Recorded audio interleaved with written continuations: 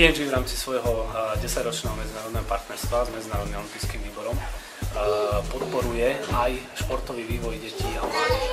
A v rámci tohto záväzku sme sa rozhodli vytvoriť projekt, ktorý by túto myšlienku podporil.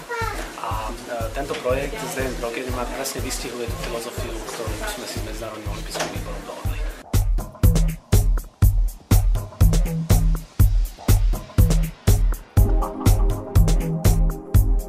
V prvom rade sme dali na našu web stránku všetky informácie, že táto súťaž existuje. Našim návštevníkom, ktorých máme vyše 500 a všetkým členkám sme povedali, aby teda rozposielali túto informáciu ďalej a nakupovali DM Drogery a podporili nás, vlastne hlasovali za nás.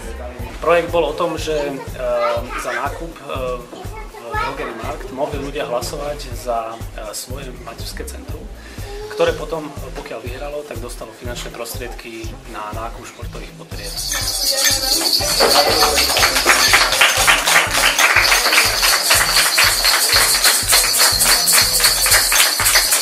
Vlastne sme sa zapojili celá komunita petržalská do tejto súťaže, lebo chcú, aby sa centrum rozvíjalo, aby sme tu mali viacero atrakcií pre deti, lebo plánujeme trampolínu alebo bazén guľočkový, terapeutický.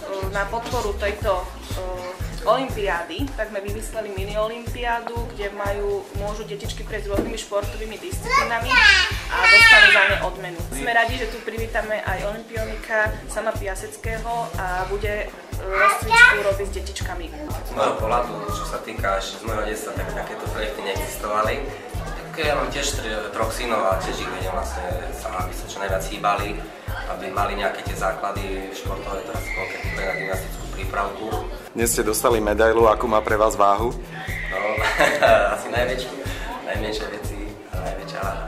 Ten záväzok podporovať deti a mládež pri športových aktivitách, pri tom ich vývoji, bude dlhotrvajúci a preto chceme nejako podporiť aj tú myšlienku, ktorú sme začali, chceme v nej pokračovať.